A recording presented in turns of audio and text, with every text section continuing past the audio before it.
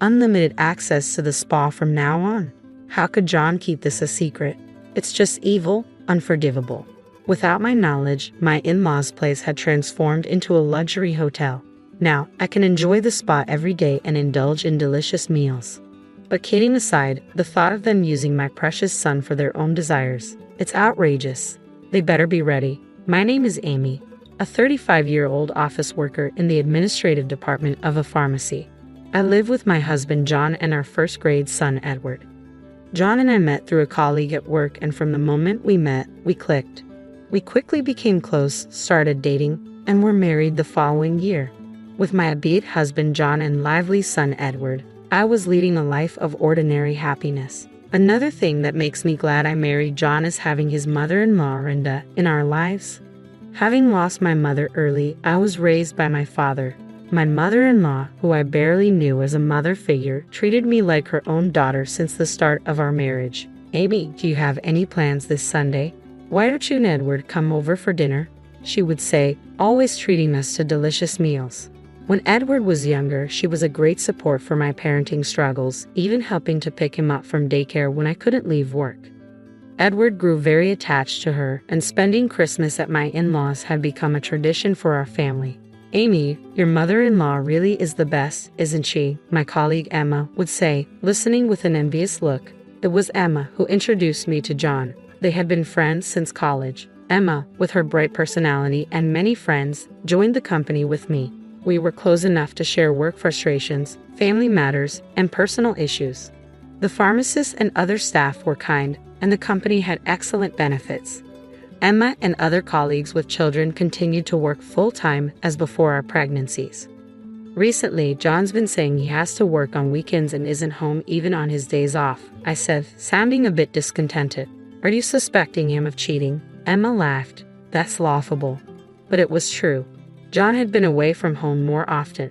"Dad, are you working again today?" Edward asked, wanting to play with John. "I have to work, sorry," John said apologetically. I couldn't say anything back, feeling proud of John for working hard for our family. Little did I know back then that such dedication would turn into such a terrible betrayal. Rock, paper, scissors. Oh, the worst, I sighed. My workplace is usually closed on Sundays and holidays, but about once a month, we're on duty for the hospital gate on Sundays. Accordingly, our pharmacy also opens. It seems Christmas is our turn this time. We played rock, paper, scissors to decide who would work. Unfortunately, I lost. I wanted to spend Christmas at my in-laws, but no choice. "I have to do my best," I muttered to myself, only to be chuckled at by the friend sitting next to me. "It's not funny," I said to her. She laughed and apologized. "Sorry. This woman is also an officer, and we met at the daycare. Her son Henry and Edward are very close, and our families have become friends. We used to go on trips together, though we've been too busy lately. Her husband Tom is also a kind and gentle person. Her name is Isabella. I call her Henry's mom, or Isabella. By the way, Isabella, thanks for playing with Edward in the park last Sunday when I had to work. When John had to take care of Edward on weekends, today I played with Henry in the park," Edward told me. When I asked John about it, he said he ran into Henry and his parents at the park by chance and played together. "Really?" I asked John, but his vague response frustrated me. "By the way, mother-in-law called and said she's looking forward to Christmas. I can't make it, but have fun. I can't go because of work, so it looks like Christmas will be without me this year," I told Isabella. Mother-in-law sounded very disappointed when I told her I couldn't come, but maybe I'll put John to work and have him do a thorough house cleaning. "It's been a while," she said, sounding quite excited about the idea. "Feel free to use him as much as you like," I laughed as I talked with mother-in-law. It was close to Christmas when this happened. I was working a late shift that day and had to do some unexpected overtime. I hurriedly tried to contact John but couldn't reach him. I ended up calling my son's mobile phone. "Mom, are you done with work?" Edward answered the phone with a cheerful voice, happy to hear from me. "Sorry, Edward, Mom is working late. Can you put Dad on the phone?" But Edward said John wasn't there. Wondering where they could be, I said, "Hello, Amy. It must be tough working so late." John called and said he's going to be late because of work. Mother-in-law said, "Hello, Amy. It must be tough working so late." John called and said he's going to be late because of work. Mother-in-law said. She told me that while she was preparing dinner in her house. John called her. Sorry, Mom. Amy's on a late shift and I should get home early, but I have to work overtime. Please help. After saying that, John hung up and couldn't be reached again. I was furious with John's actions. He hadn't contacted me at all, thinking maybe he wouldn't get caught. I rushed home. John still hadn't returned, and at the dinner table were mother-in-law and Edward, eating. Mother-in-law said she was happy to have dinner alone with her grandson. Even though I apologize, I really respect mother-in-law. John came home late that night. Hey, about work, you promised to take care of things when I have a late shift. Can you at least keep that promise? I said quietly, what can I do? It's work, I muttered to myself. John raised his voice and even suggested that I quit my job or become a part-timer. When John met me, he praised me for working in healthcare, but that John who said such nice things is no longer here. Our current lifestyle is also thanks to my income. Even though I'm an equal partner to John, he's been doing less housework lately and hasn't been taking care of Edward either. And this guy, hey, you're not cheating, are you? I looked at John with cold eyes. There's no way. You're overthinking, Amy. He suddenly changed his tone and put his arm around my shoulder. That said it all. John has always tried to appease me like this when he's lying or feeling guilty. How dare he cheat? He'd better be prepared. I was glad Edward was asleep. I didn't want to show our son such an ugly fight. From then on, we acted normal in front of Edward, but when it was just the two of us, we hardly talked or even made eye contact. When I told my colleague Emma about what happened, she said, "That guy is the worst. Let me know if you need anything." That was a cool thing to say. Days passed, and before I knew it, it was Christmas Eve. Take good care of Edward, will you? Say hello to Renda for me, I said to John, but as usual, he didn't even meet my eyes. I'm off then, he replied indifferently, and John and Edward left for my in-laws' house. What's with that attitude? It's so annoying, I thought to myself. I spent a lonely Christmas Eve alone in our eerily quiet house. There was no contact from John, but thinking he was having a good time with mother-in-law gave me a little peace of mind. I remembered mother-in-law saying she'd make John clean the house. I wondered if he was being worn out by chores and couldn't help but feel a bit of schadenfreude. Little did I know John was doing something unthinkable at that time. Christmas Day was busy with quite a few patients. Fortunately, I didn't have to work overtime, so I left work and went straight home. I planned to join my in-laws the next afternoon and spend the holiday with mother-in-law. Might as well enjoy some alone time for a change. As I was thinking this, my mobile phone rang. It was mother-in-law. Thinking it was going to be a complaint about John being lazy, I answered, "Amy, Merry Christmas. You must be tired from working on Christmas. You did great." Mother-in-law's voice sounded kind, not irritated at all. "Merry Christmas, Renda. I wish I could have spent it with you too. Is Edward just playing games?" When I asked, mother-in-law fell silent. Even after calling Renda's name a few times, there was no response. I wondered if it was a bad signal. "Amy, John and Edward didn't come here this year. I spent Christmas alone," mother-in-law finally said, and then began to sob over the phone. I was in a panic. John and Edward definitely left the house yesterday. Where could they possibly be now? There was a long silence between mother-in-law and me. "I'll head over to your place right now," I said. "It's about a 40-minute drive to my in-laws." On the way, my mind was filled with thoughts of Edward. What if they were involved in an accident or some incident? These worries spun in my head. When I arrived at my in-laws, mother-in-law was already waiting outside. As soon as she got into my car, I asked quietly, "Should we call the police?" Mother-in-law slowly shook her head. As I wondered why, mother-in-law began to speak. "Amy, I'm really sorry about my stupid son. Do you think John is having an affair?" Mother-in-law looked at me with teary eyes, and I almost started crying too. "What?" Actually, that's when I remembered something and hurriedly drove to a certain place. When we reached our destination, I called Edward's mobile phone. "Hello? Is Dad nearby?" I asked. "Yeah, he's here." "Come quickly, Mom," Edward answered immediately. Even though we had been apart for only a day, Edward's voice sounded dear to me. "What is it, Amy?" "I'm busy right now." I heard John's voice on the phone, sounding like he wanted to end the call. Immediately, hearing that voice made me feel intense loathing, wanting to confront him. "Renda, you said something about making him clean, right? So, are you at your parents' house now?" John's response on the phone was calm. Yeah, that's right, Amy. I can't wait to see you. When did he become so adept at lying as easily as breathing? I thought to myself, should I have quit my job? Should I have tried harder at home? But none of that justifies an affair. Oh, Sorenda, you started a luxury hotel. Does that mean unlimited spa access? How could John keep this a secret? I won't forgive him, I said in a low tone filled with hatred. On the phone, John seemed quite flustered by my accusation. His silence prompted me to continue. Hey, come out of the room. This is the luxury hotel I always wanted to visit. You said it was too expensive, remember? As I spoke fluently, John seemed to give up. I'm sorry, he said in a barely audible voice. I found this place using the GPS on Edward's mobile phone. This hotel, not far from my in-laws, was the place I wanted to visit. The fact that John, who said it was too expensive for me, was enjoying himself here with his mistress infuriated me. Perhaps it showed on my face because on the way to the hotel, mother-in-law kept apologizing. It was then that I found out for the first time that when I worked late shifts, mother-in-law was almost always the one taking care of Edward. I hadn't noticed because she would return home before I got back. John, who was terrible at cooking, used to buy ready-made food, and if mother-in-law tried to cook, he stubbornly refused her. Looking back, that must have been a strategy to keep me from finding out. Even during that short time, John was so enthralled with his mistress. Mother-in-law initially believed John was really working, but as his absences increased, her suspicions of an affair naturally grew. The climax was when mother-in-law saw John walking arm in arm with an unknown woman, looking intimate. She debated whether to consult me but decided against it. The main reason was that she didn't want to lose the chance to see Amy and Edward. Mother-in-law sobbed in the passenger seat, knowing she cared so much for us. Tears streamed down my cheeks too. Mother-in-law was more considerate of me and Edward than John ever was.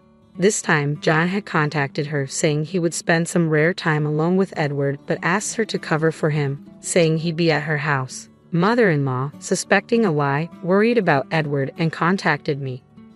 I despised John from the bottom of my heart for involving so many people, I thought bitterly. At the hotel, after explaining the situation, we were made to wait in the lobby. Then, a man and a woman with guilty expressions on their faces emerged, along with Mom. I was getting bored. I played a law with Henry, who was Edward's friend from daycare. Henry looked around and said, "Looks like my dad hasn't arrived yet." He seemed a bit disappointed. John's mistress was Isabella, another mom from the daycare. I wasn't sure how long the affair had been going on, but these two fools had boldly involved our children. Apparently, they had told their sons that their respective parents would join them later. How despicable. John had booked 2 rooms, one for the children and the other for themselves. So repulsive. Thanks to the hotel's kindness, mother-in-law and I were allowed to stay in a room for a while, where she looked after the children in the other room. Isabella having an affair with my husband and then talking to me normally at committee meetings was unbelievable. I spoke in a calm tone, what I thought Amy hadn't noticed anything. It was so funny. Isabella laughed. What is this woman? I never would have guessed that Isabella, who seemed so fragile and beautiful, was actually this spiteful. I stared at her quietly, pondering the unpredictability of people. John himself seemed a bit taken aback by Isabella's true nature. This woman, without being asked, happily began to talk about how and when she started her affair with John. Their relationship began when our children were in senior kindergarten. On a day I was sick and couldn't attend a parent meeting, so I asked John to go in my place. It was Isabella who made the first move.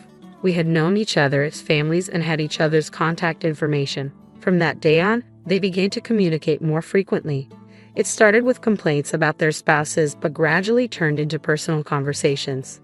Soon, they began meeting more often, and it didn't take long for their relationship to become romantic. But now it's all over. What a pity, Isabella chuckled. Her nonchalant attitude heard loud and clear. I said, "You seem quite relaxed for someone about to face serious consequences." Ignoring her surprised look, I stood up decisively, facing my bewildered husband. I said, "Come on, get up and check out. I've called a ride for you, so get ready quickly," I said with a slight smile as I left the room. Seeing Isabella's face twitch a bit from my remark felt oddly satisfying. Now begins the hellish drive. The trip isn't over until we're home, I thought to myself. After checking out, as we headed to the parking lot, Henry ran joyfully towards the person he was waiting for, Henry's dad, Tom, Isabella's husband. "Sorry to keep you waiting, Henry. Have you been good?" Tom said in his usual calm manner. "Dad, can Edward and I go home first? Mom and you need to talk," Henry said gently, and the two boys happily got into my car. "Thank you. We'll have a long talk on the way home," I said, glaring at Isabella. I had learned from contacting Tom that he was supposedly at work and Isabella had lied about visiting her parents far away to come here. Both of them were utterly despicable. I was forced to come here because John threatened to use Edward to ostracize Henry at school if I didn't. Isabella started with a shallow lie. "Really? You seemed so eager to tell me everything just a while ago," I continued calmly. Isabella laughed. "What is this woman?" I thought, staring at her quietly, pondering the unpredictability of people. John himself seemed taken aback by Isabella's true nature. She happily began to talk about how and when she started her affair with John, and it was unbelievable to hear. Their relationship began when our children were in senior kindergarten. On a day I was sick and couldn't attend a parent meeting, so I asked John to go in my place. It was Isabella who made the first move. We had known each other as families and had each other's contact information. From that day on, they began to communicate more frequently. It started with complaints about their spouses but gradually turned into personal conversations. Soon, they began meeting more often, and it didn't take long for their relationship to become romantic. But now it's all over. "What a pity," Isabella chuckled with a nonchalant attitude. I said, "You seem quite relaxed for someone about to face serious consequences." I ignored her surprised look, standing up decisively, facing my bewildered husband. I placed the voice recorder with our earlier conversation in Tom's hand as Isabella desperately tried to grab it. "Don't bother. I have another copy just for myself," I said, smiling as I got into my car. As I drove away, John's pathetic voice called out from behind, "Wait, what am I supposed to do now? Go home alone? Oh, but I thought you might feel lonely, so I arranged a ride for you too." I pointed behind John. Behind him stood my colleague Emma and her husband, who was also a friend from college. Apparently, John owed him a big favor and couldn't stand up to him. I glanced over and saw they were already scolding him. Emma gave me a look that said, "Leave it to me." Though my husband was a disappointment, I was lucky to have supportive people around me. As I expected, everyone's ride home was hellish. Isabella desperately denied her relationship with John in the car, but no one believed her with the voice recorder playing. Eventually, she admitted to having other affairs. I don't know if John was serious, but he was the one being played from the start.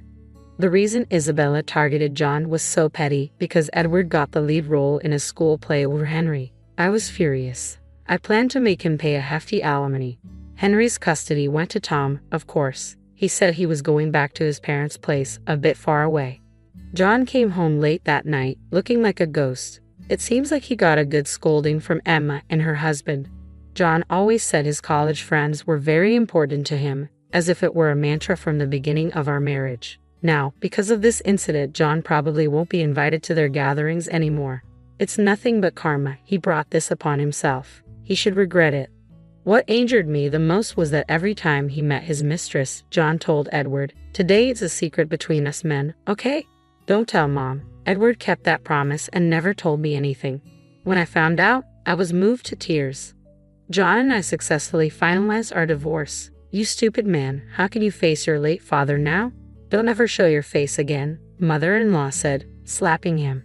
John finally realized the gravity of his actions and cried like a child. But my heart didn't waver.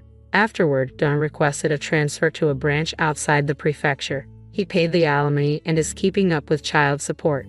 As for me and Edward, we're living with mother-in-law at her place. I considered returning to my parents' home, but my father has remarried and has a new family. Living together would be impossible. Mother-in-law suggested we stay with her until our lives stabilize. People are often surprised by our unique relationship. But I still cherish mother-in-law like my real mother. I hesitated about what to call her, but I still call her Renda. We're keeping it a secret, but we plan to celebrate her 60th birthday at that hotel. I splurged and booked the most expensive room. This should turn the unpleasant memories into enjoyable ones. My job became far, and Edward had to transfer schools, but Tom's parents lived near our former in-laws, so the boys ended up in the same school again. That was a surprise. Once things settle down, I might rent an apartment near work. But for now, I want to cherish this time a little longer. As my niece and I settled in for a night of house sitting at my elder brother's place while he and his wife were away, a curious moment unfolded. Amid our lively discussions about our plans for the following day, my niece surprised me by indicating she was ready for bed. With swift determination, she slipped into the closet without hesitation, leaving me momentarily stunned. Hastily reaching out to stop her, I was met with a puzzled look. I'm Melissa, a 24-year-old housewife, and my brother, 5 years my senior, has always been a steadfast presence since we lost our parents early in life. Our bond remained strong even after we both married, and we continue to lean on each other for support. While my in-laws are wonderful, they reside in Alaska, making it challenging to rely on them for immediate assistance. As for my brother Sam and his wife, their union was hastily arranged after a clash with her parents, leading to an ongoing estrangement. With no nearby relatives to lean on, our bond of unwavering support flourished. It grew even stronger when Sam and his wife welcomed their daughter, closely followed by the arrival of a little girl into my own family 4 years later. Living in the same city, the daughters became inseparable, akin to true sisters. As the years passed and my niece Sarah approached her 10th birthday, Sam shared his plans for a special 10th wedding anniversary trip. "Melissa, would you mind looking after Sarah while we're away?" Sam's request came with a touch of hesitation. "It's just a short overnight trip nearby, but we thought it'd be nice to have some time alone."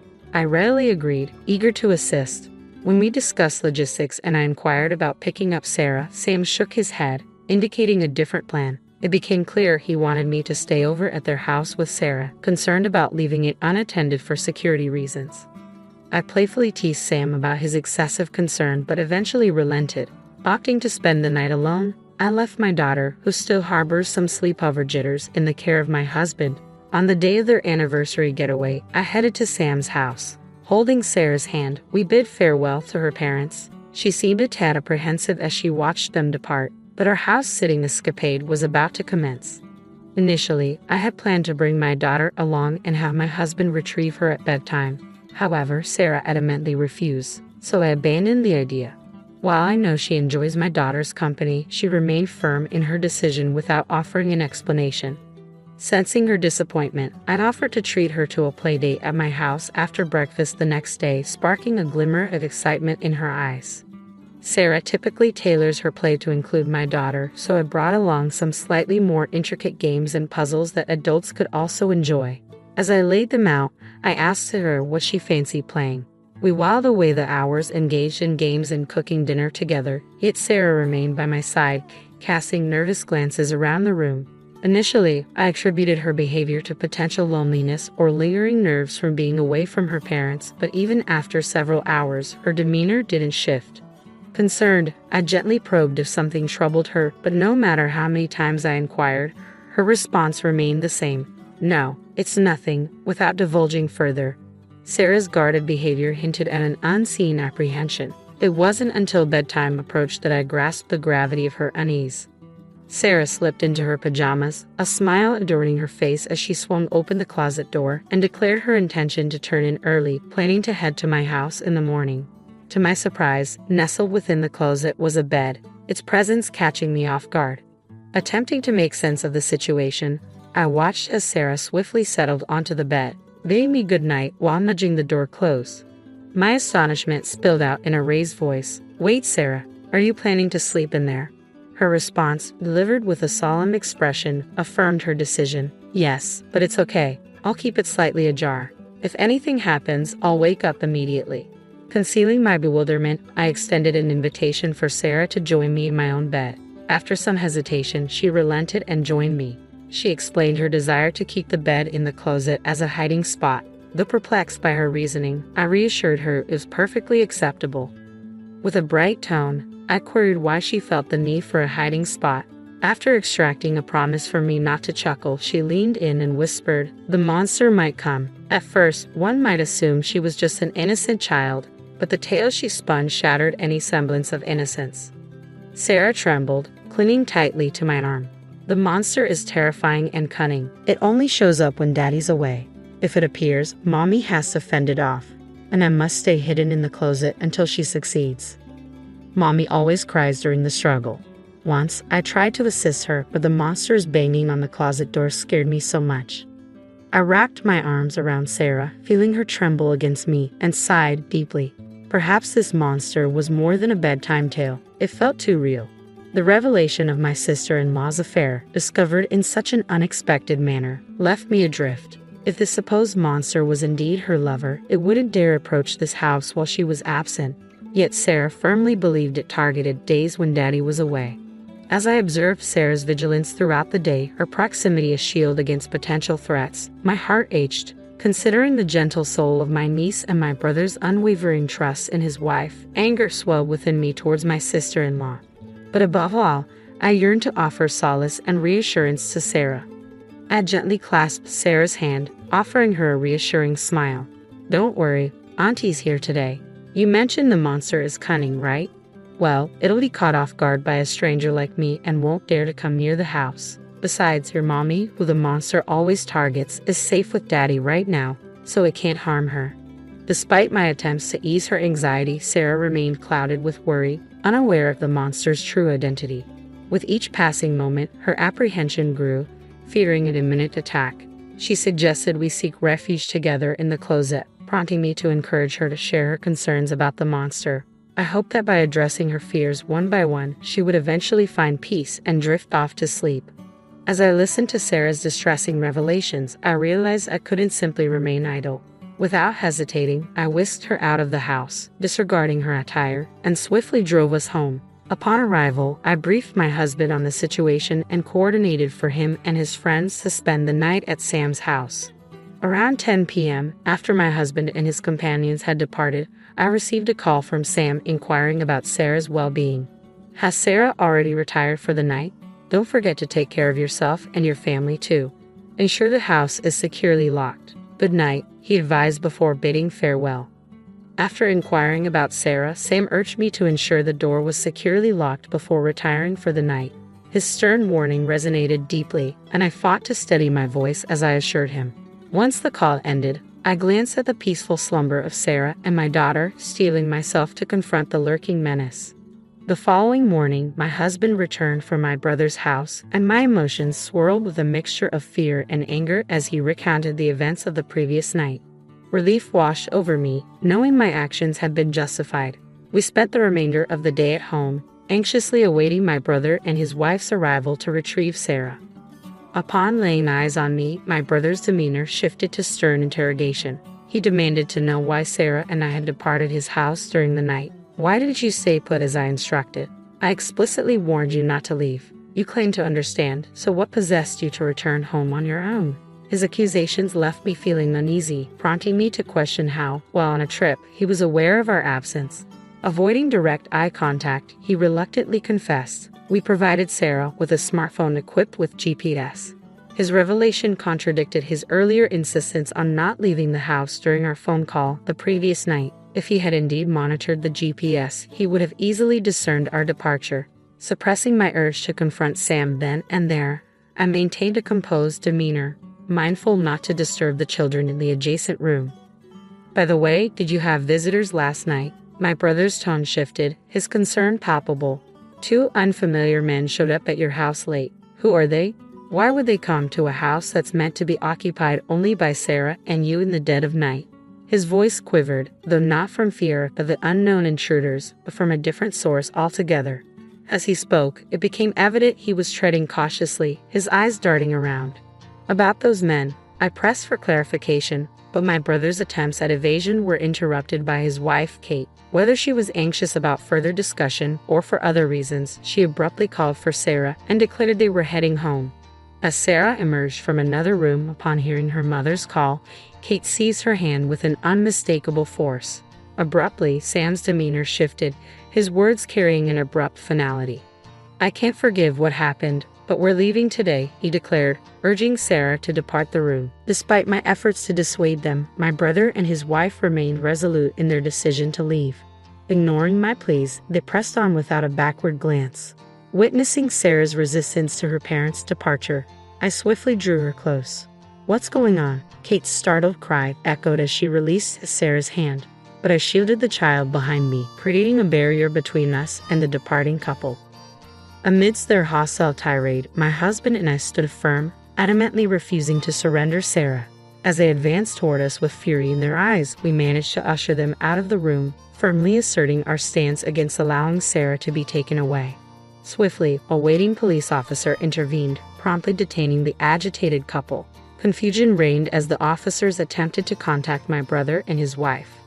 Sam vehemently insisted to the officer that it was we who should be detained, alleging that we had taken Sarah from her home and were holding her against her will. My sister and her husband have abducted her from her rightful place. Please rescue her swiftly, he implored, despite our protests. Our daughter, emerging from the chaos, sought refuge behind me, engaging Sarah in a bewildered conversation, affirming she was not being held against her will. Sam's stern demand for Sarah to accompany him fell on deaf ears as she clung to my side, paralyzed by her father's towering anger. Kate remained silent beside the officer, casting furtive glances at Sam, hinting at an unspoken message intended for him and Sarah. As the officer restrained Sam, who was causing a scene at the entrance, my husband intervened, holding his smartphone aloft. Sensing the tension, I ushered Sarah and our daughter back into the adjacent room, urging them to close the door to muffle any sounds. With their safety ensured, my husband silently played a video he had recorded in my brother's house the previous night. As the footage unfolded before their eyes, a ghostly pallor washed over the couple's faces, betraying the shock of realization.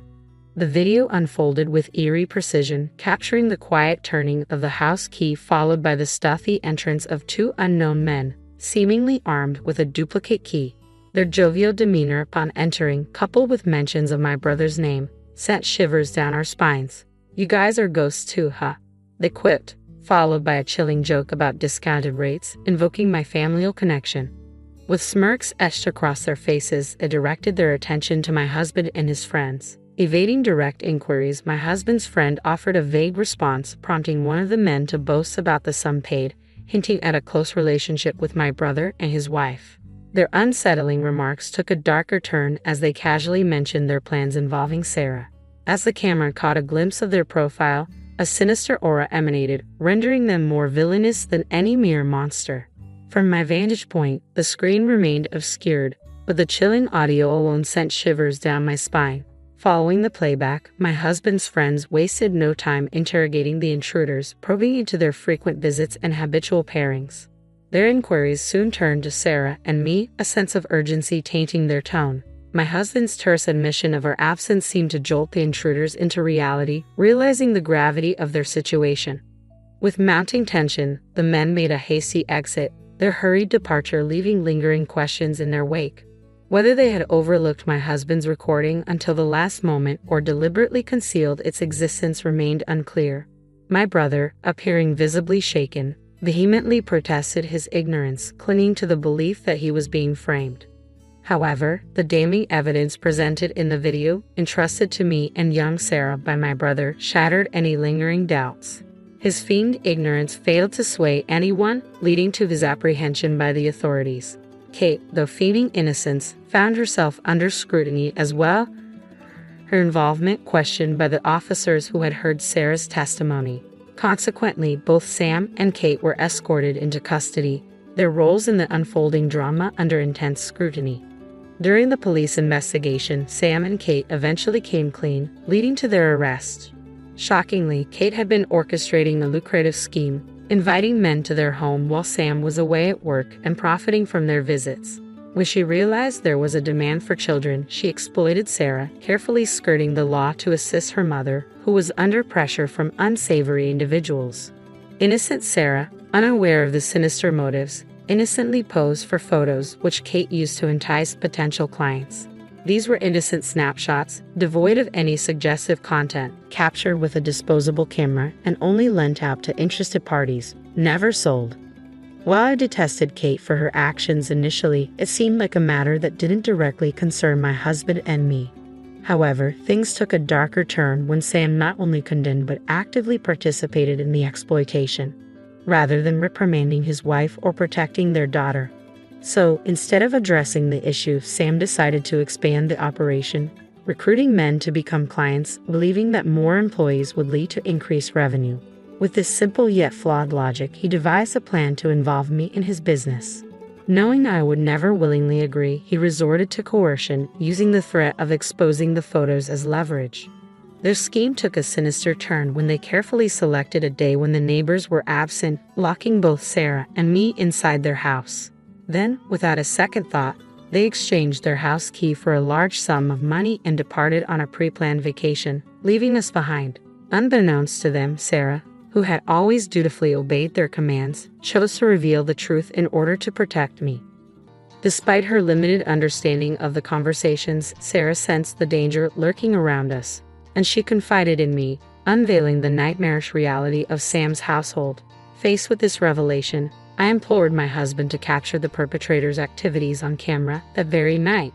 Their inadvertent disclosure provided crucial evidence for the police, prompting swift action upon my report. Simultaneously, I notified Child Welfare Services to ensure Sarah's safety. From the vantage point of the police bus, we watched as Sam and Kate were apprehended at their doorstep, finally shielding Sarah from their grasp. Despite being first-time offenders, the severity of their crimes, including violations of child welfare and anti-prostitution laws, warranted their imprisonment. The police emphasized the gravity of the situation, particularly the implications of the stored images of the child, which could never be completely eradicated once leaked online. The chilling reality of their actions struck me to the core as the police relayed this information. Fortunately, Kate hadn't digitized or sold the photos of Sarah and had kept them securely stored, averting any potential leaks. It's baffling to comprehend how my once kind and dependable brother Sam could devolve into such a monstrous figure. Until then, our relationship had been characterized by mutual support, making it all the more frightening to realize how deeply he had descended into darkness. Despite their arrests, I still grapple with the enormity of their actions. Following Sam and Kate's apprehension, the authorities also interrogated the other individuals involved. Initially, they attempted to claim innocence, arguing that it was merely an attempted crime. However, the discovery of a child's photograph in their possession and the revelation of additional criminal activities confessed by Sam and Kate during the investigation led to their arrest on multiple charges. After dealing with the monsters and their associates, our next concern was Sarah's well-being. With both her parents unfit for guardianship and no family willing to step in, Child Protective Services decided to remove her from their care. While this was a relief, Sam and I faced the harsh reality that neither of us had parental figures, and Kate's family had severed ties. We discovered that if we couldn't find a suitable guardian within Kate's family, Sarah would be placed in foster care. After much deliberation with my husband, we made the decision to adopt her. Sarah held a special place in my heart, and I couldn't bear the thought of parting ways with her. Thankfully, my husband shared my sentiment, and we saw this as an opportunity to start anew in the countryside, closer to my in-laws. Moving to the countryside not only provided Sarah with stability but also allowed my daughter to spend more time with her grandparents, whom she adored. She was thrilled to have Sarah as her older sister, fulfilling her long-standing wish. Free from the clutches of her parents, Sarah quickly adapted to her new role and environment, embracing a life filled